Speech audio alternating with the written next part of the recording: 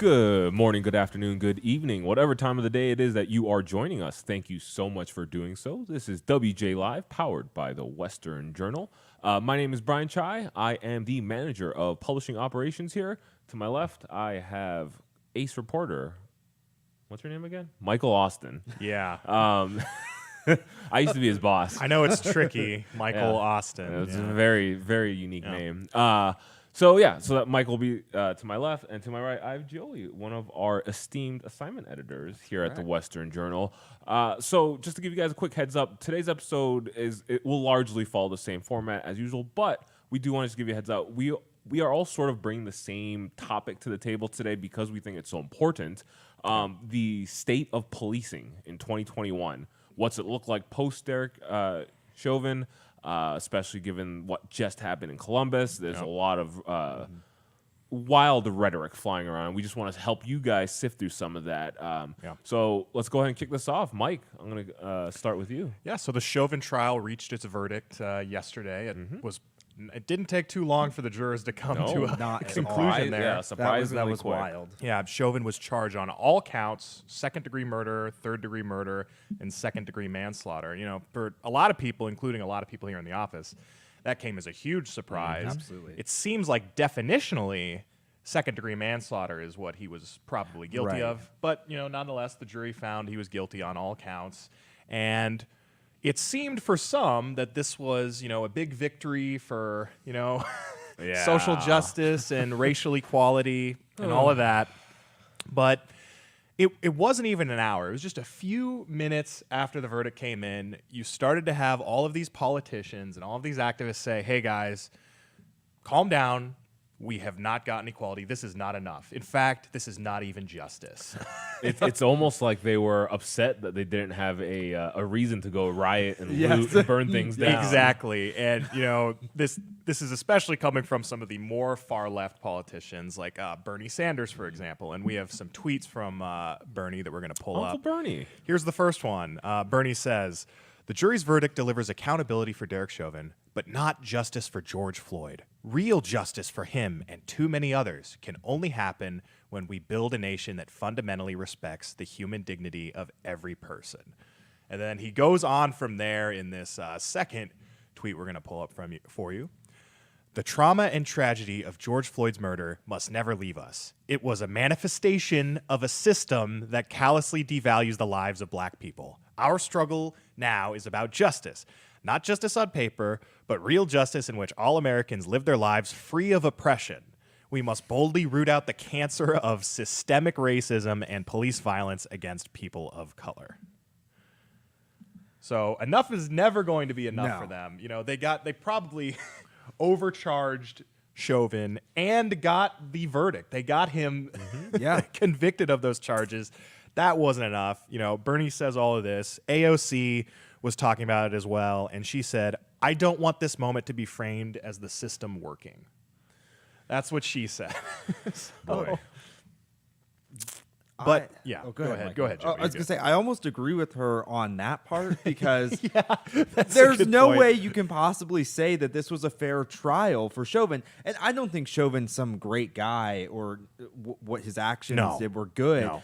But I don't think anyone can say that there was a fair trial, that the justice system actually worked correctly here. Because of the rhetoric of BLM and Maxine Waters and Joe Biden leading up to the trial. There's no way. I certainly wasn't, weeping over Chauvin getting that extra verdict. Yeah. He acted maliciously in a lot of ways.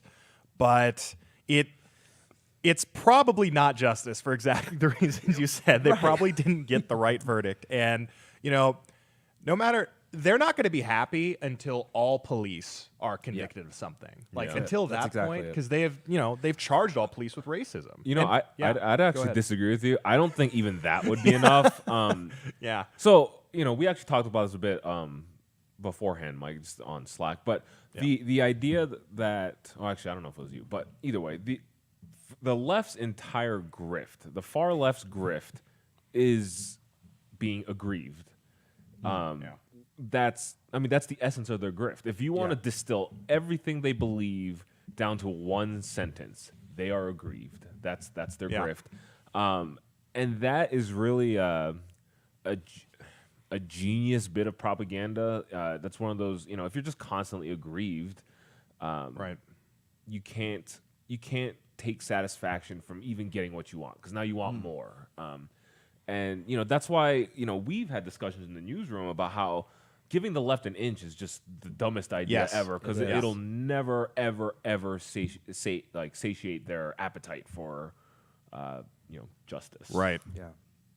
And the other aspect of this case that is really troubling was kind of the factor of the riots, the rioting, the violence, all the rhetoric that was about it. There's no way you could have gotten a fair trial out of this unless the jury had been sequestered the whole time, unless they weren't allowed to look at their social media, which neither of those two things is true. And it could very well have been the case that jurors ruled a certain way to avoid their city coming under destruction without a doubt. yet Without a again. doubt. And there were some. So after he was convicted on all charges, there were some riots in Portland, but there weren't in Minneapolis. Yeah, there was celebration. I'm And surprised. what that scares me a little bit, because what it suggests is, okay, things went the way we wanted, so we're not going to destroy your city. But next time there's a trial, if you don't agree with us, we're going to burn the city to the ground. Whether that jury is sequestered or not, they're going to have that weighing on their minds when they're trying to decide whether a cop is guilty or not. The left, BLM, and the establishment media have taken control of our justice system and have essentially held it hostage and have said, if you don't rule the way we want you to on this, we will destroy your city. We will destroy you as a juror. We'll find you. We'll find where you live. We will burn your house down. I mean, do you guys remember the defense? One of the defense witnesses, one of his old houses had pig's blood poured all over it. I mean, that's the stuff we're up against. They have taken control of the American justice system. I mean, just look at, we've had a couple stories come through the Western Journal in the past couple days of various citizens, private citizens, who decide to donate to Kyle Rittenhouse. Yeah. Just essentially getting doxxed by journalists, alleged journalists.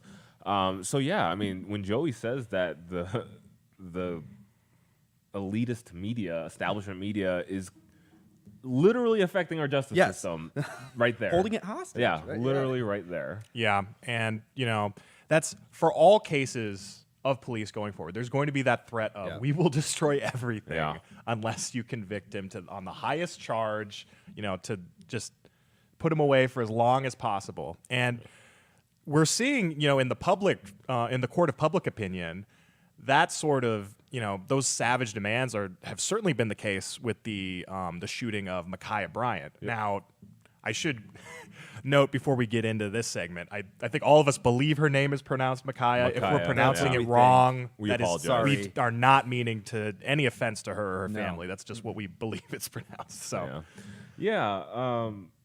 so before I get into KhiaBryant, well, actually, no, let's start with KhiaBryant. So shortly after the Chauvin verdict, reports started surfacing that there was a shooting in a police involved shooting in Columbus. According to the reports and the body cam footage we've seen thus far, what seems to have happened is KhiaBryant appeared to have attempted to stab someone with a steak knife. Yeah, I mean, I watched the video. She was chasing people around with the knife, and when she was shot, she was mid thrust with the knife, about to stab another girl. So, and then, which feels like it should be a non-story. Like, police officer steps in, prevents someone from stabbing another person, saves a black life. Like, period. Saves a black life. Instead, this officer has essentially been dragged through the mud. Although it's since been deleted. Even NBA superstar LeBron James tweeted out a picture of this poor police officer with the all caps "You're next," and I think he said accountability. Which I think he's since deleted. He's deleted. Okay, because that's a dumb tweet. But yeah, so this officer did his job. He saved someone's life. A potential victim, and then the assailant lost her life, which is a tragedy. Like, Yes, of course it is. Definitely. I do want to make one thing. I think one of the most infuriating parts, one of the most infuriating narratives the left likes to hijack is this whole, if you, if you're if you don't see racism, then you're clearly pro-police brutality. Like, and it's like, no, you can both agree that criminal justice reform is necessary and that not all cops are, racist bigots. Like, it's just this false dichotomy that the left likes to peddle. So, Mike, I'm going to kick this over to you first. Why would anyone in their right mind want to be a police officer in 2021, given everything that we've seen? You can't do your job without, the media bullies, LeBron James just barreling down on you. Why would anyone want to be a cop in 2021? I mean, the list of reasons is, shortening quite a bit. To say the least. There are plenty of people that want to do the right thing. They want to look after their communities. They, I'm sure there's a lot of heroic human beings out there that want to be cops even more, given kind of what's going on. And I applaud that. But we are creating an environment where already it is incredibly difficult to be a police officer. We're making it even harder. We're creating less reasons for them to do it. It's not like they get paid a bunch for their job. So.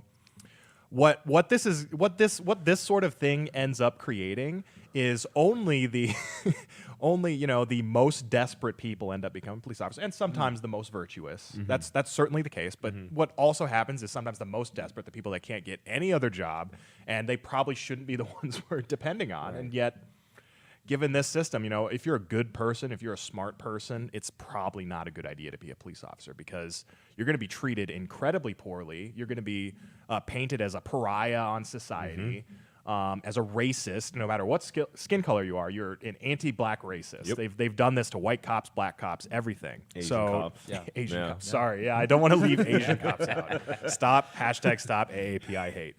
But yeah, it's not good, and it's definitely making our policing worse.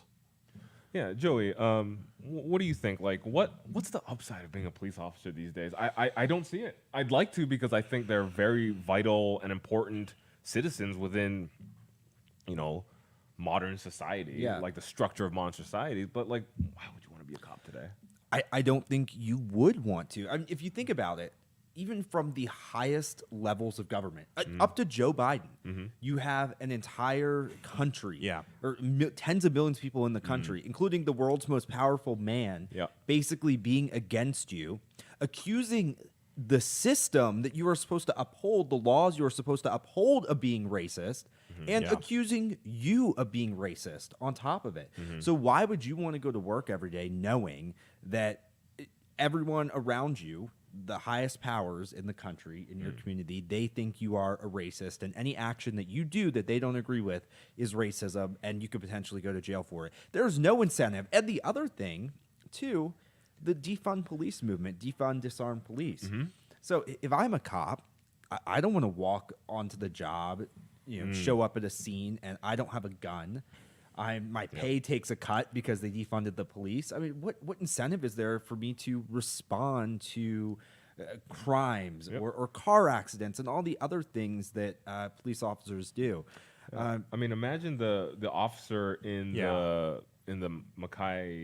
Bryant situation where he was called in because of a disturbance. And it's like, did he do the wrong thing by responding to a disturbance call? No, he did 100%. He did the absolute right thing, and yet here we are with him just getting dragged through the mud.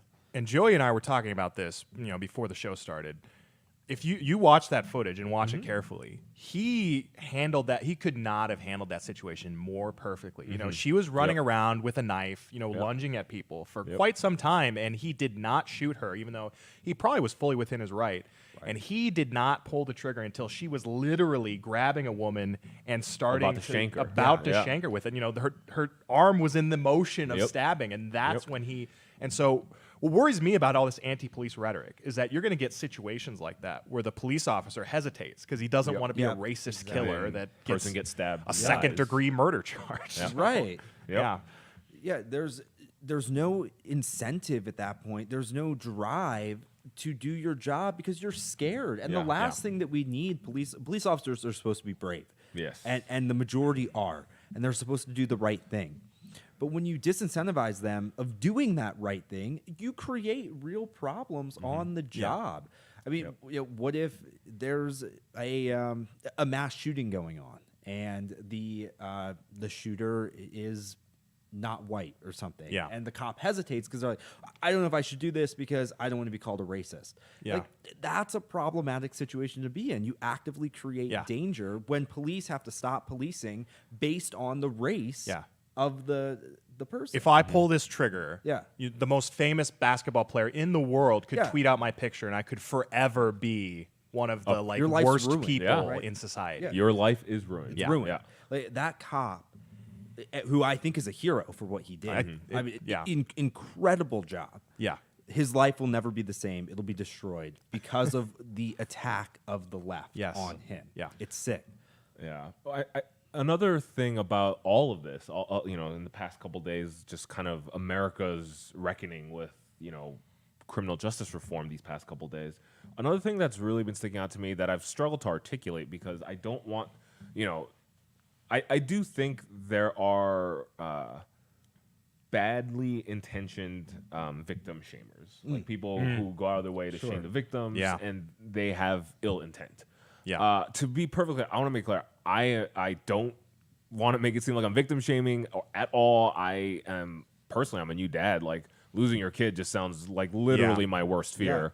But that being said, some of this has reminded me personally that the breakdown of the traditional American family, which is as leftist of a sentiment as you can find today, how much of a role did that play in all these situations? Because, look, I don't think, Adam Toledo, I don't think KhiaBryant, I don't think even George Floyd, I don't think any of them should have been killed or, I wish they were still alive. But I do think it's fair to ask, why was Adam Toledo running around with a gun at 2 a.m? Why was KhiaBryant chasing someone with a steak knife? Like, again, I'm not victim shaming. I wish they were still here with us. But why is that never the topic of conversation? It's always the police did the wrong thing. Yeah. The police were forced into a situation where they had to make a decision because, and another thing, just again, hopefully my boss isn't watching this, but I've had run-ins with police twice in my life. Neither time anything really happened, I was fine. But it's just sort of like one of the times I was pulled over because my car was dirty and I had a paper plate, and usually paper plates means brand new cars. So for it to be dirty, they assumed I had stolen my car, which not true. So I got pulled over on my way to work, and you know what I did? I answered everything the officer asked. I was compliant, and I wasn't even late for work after getting pulled over by a cop. Like, it just feels, and that's something that's been instilled in me. Like, listen, be respectful of authority. In this case, like, the cop was wrong. He pulled me over because he thought I had stolen my car, and it was just wrong, not true at all.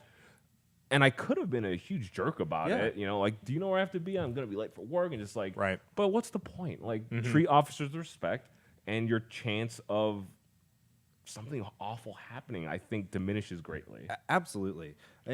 Matt Walsh, who I really like, has a great tweet from today addressing this situation, where he said, a 16-year-old boy or 16-year-old girl is trying to stab someone to death with a kitchen knife. A 13-year-old boy is running around at 3 a.m. shooting at passing cars. You think the police are causing the problem.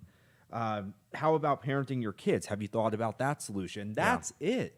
There's a parenting crisis in America. 100%. And when you're a conservative and you say what I'm about to say, you're called a racist. There's a problem with the breakdown of the family structure in Black America. The fatherless crisis in Black America is horrific. And it is partially to blame for what is destroying their communities. And the left has allowed it to happen for years. Oh, the left loves it. And incentivize them. They love it, so they keep voting for them. There is a parenting problem, and we need, I think, as conservatives, to not be afraid to say there is a problem with the breakdown of the family structure and the fatherless crisis in Black America. Well, in the early part of the 20th century, it was more likely that a Black home was going to have the full family intact. Right. Now, these numbers might be slightly off, but the fatherless, ever since the welfare state was initiated, the fatherlessness in all communities just skyrocketed. In white communities, I believe it's now around like 40%, and in Black communities, it's something like 70%.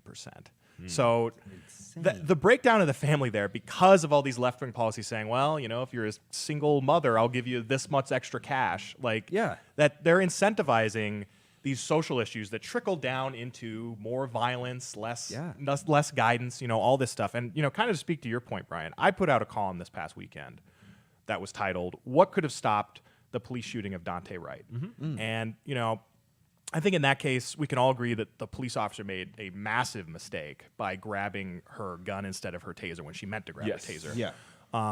But, I just wanted to look at it and say, regardless, what measures could we have taken to keep this from happening and to keep it from happening again? And of course, there are police reforms. There are more police training. That's a very good solution.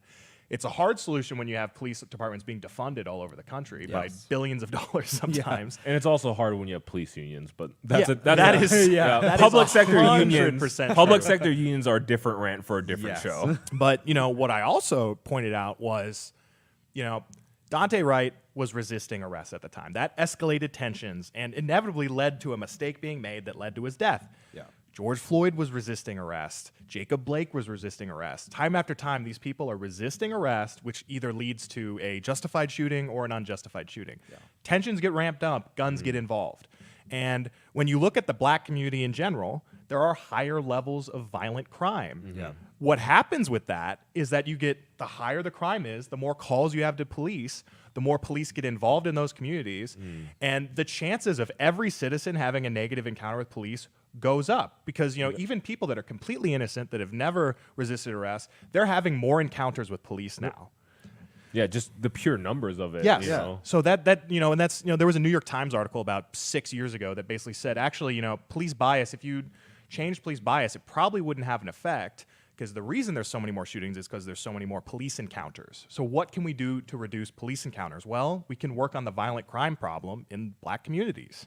And unfortunately, too, you have BLM and the left's rhetoric compounded on top of that, telling that community that the police are bad, and if you do have an interaction with the police, it's going to go bad. There's no point in being nice. It's going to go bad. You're going to get killed. That rhetoric doesn't help a problem that we already have. Yeah. That doesn't help. If you want to reduce bad interactions with the police, stop the rhetoric of the police are bad and treat the police right in the first place. And if your solution is to pull back police, what you're going to end up having is more black deaths because there's no police to, fight back the violent crime. And Joey, like you said, it's not just BLM and the left, though. And I want to go ahead and just segue into what you want to talk about, but it's literally the highest office in the country is painting with these broad negative strokes about policing. And it's just, look, I actually love to tell people I told you so.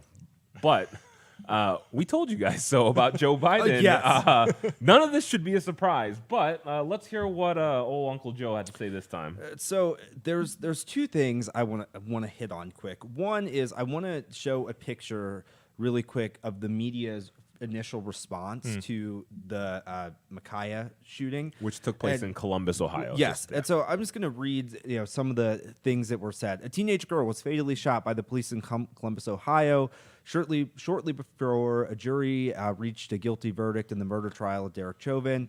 A black teenage girl was shot by a white officer in Columbus after she called 911 for help because she was threatened. Body cam footage shows officers pulling up to a chaotic scene where three girls appear to be in a brawl.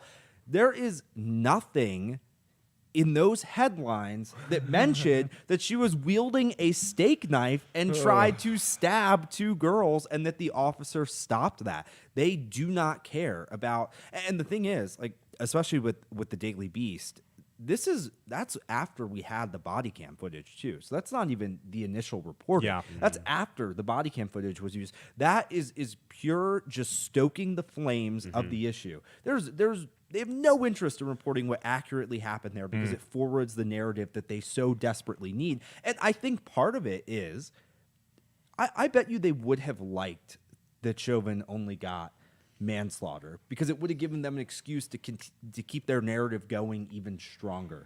Since he was convicted on all three counts, they don't have as strong a narrative anymore. So I think that's part of it. So then Joe Biden today jumps on that train.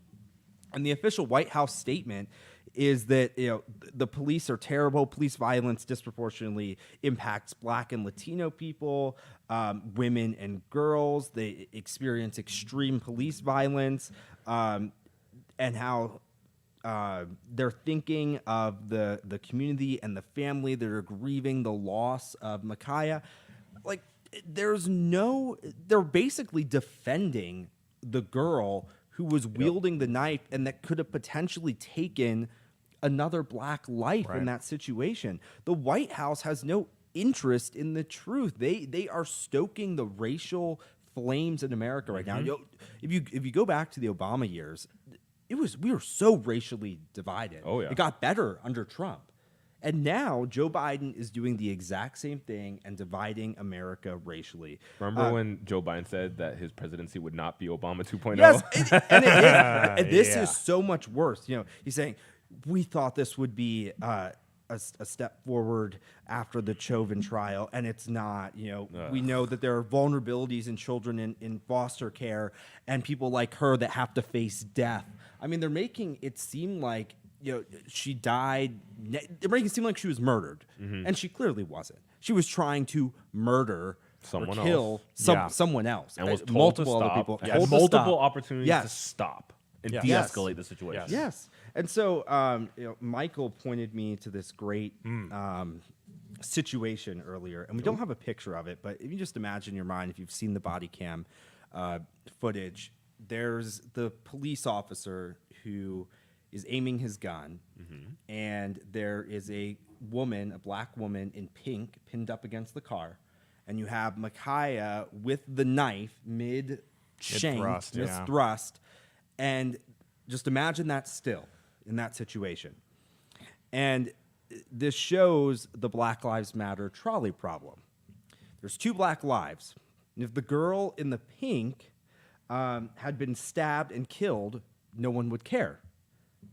And if, because the girl in the black was shot by police, Micaiah, everyone should care. So it's very alarming that if you think about this, if the cop showed up and he showed up to a scene where 3 Black women were dead at the hands of a knife, no one would care. It would never reach national news. Yes. The only reason that people care is because he shot and killed a Black criminal. I mean, it's what it is in this situation.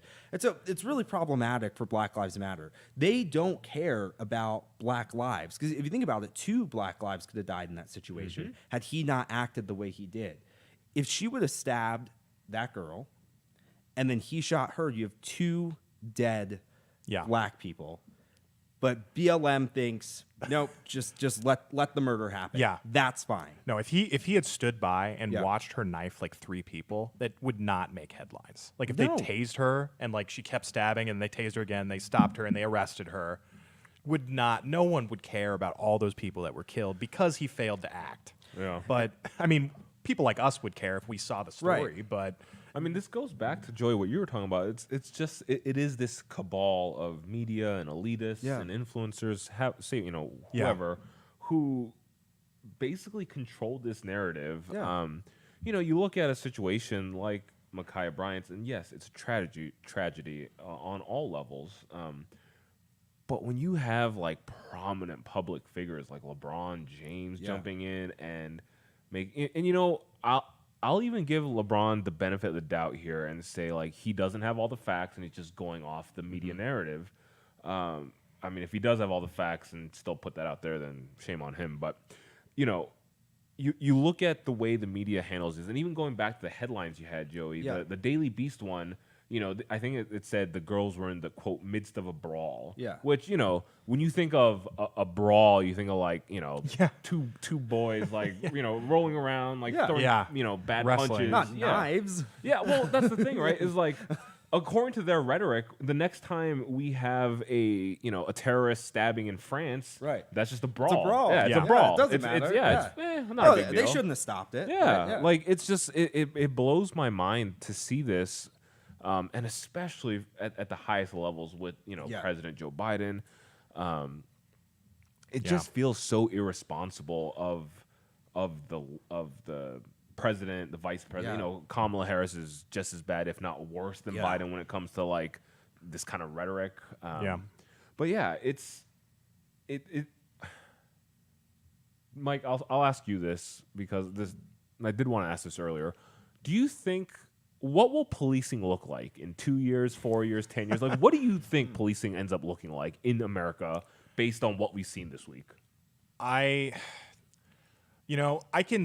There's a lot of people that aren't buying into this police rhetoric. You know, I think the majority of Black Americans, I don't remember what polls I saw, but I believe there's polling that says they support the police. Yeah. You know, in a lot of cases, Black Americans want more funding. Mm-hmm. So I certainly think there's going to be backlash and a turnaround at some point. But let's just say if we followed the same trajectory we're following now, what inevitably happens is you get more police pullback, you get less funding, less, longer response times, and it's just you won't notice. There won't be as many cases of the police shooting someone that's unarmed, but there's going to be way more murders. There's going to be way more homicides, way more shootings, way more all kinds of violent crime. Yeah. And you kind of see it with the riots. The Portland riots. Mm-hmm.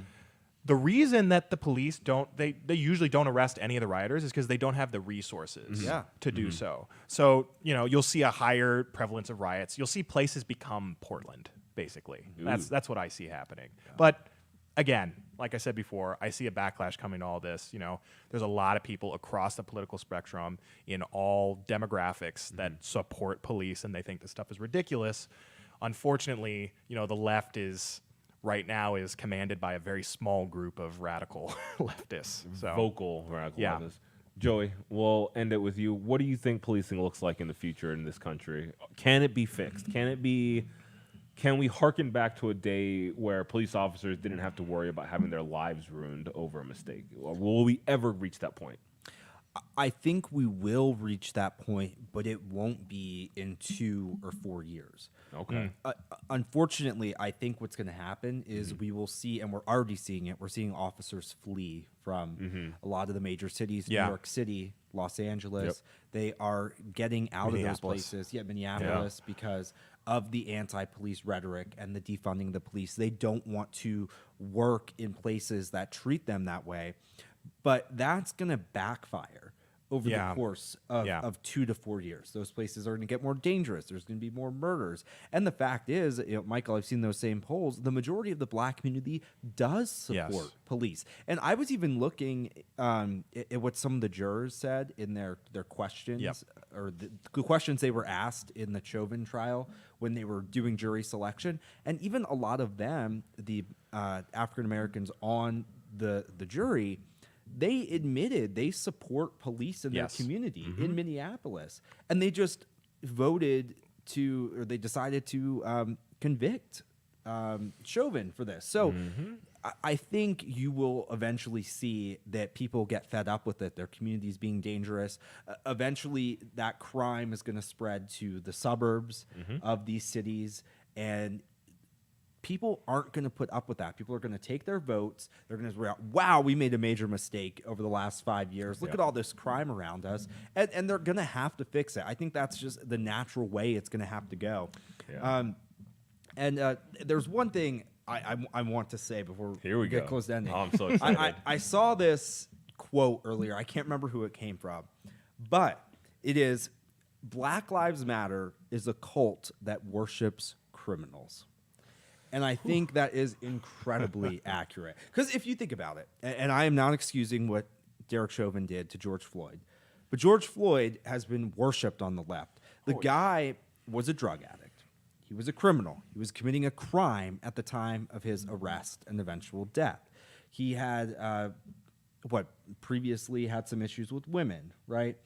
And Jacob Blake, for example, he had held a gun to a woman, right? Was that him? Jacob Blake was accused of digitally raping a woman, so raping a woman with his hands. Yeah. So, and so all of these people that become idols to BLM, and now even with this Micaiah situation, she could have became a murderer had that cop not stepped in. Yeah. They worship her and make her into an idol too.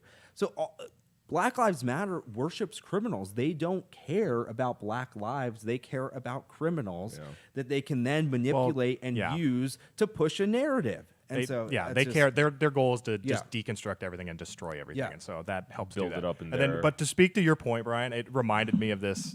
Political scientist Wilfred Riley. He just kind of spoke to this on Twitter the other day. He said the great risk today isn't police genocide or race war, but instead a mundane return to the 1970s, where great cities are abandoned due to constant protests and riots, skyrocketing crime, and failing schools. And this is then blamed 100% on the sole variable of racism. So that's a good point. You could see that happening to a lot of the big cities. Yeah. Well, hopefully you're not living in a big city as you're watching this.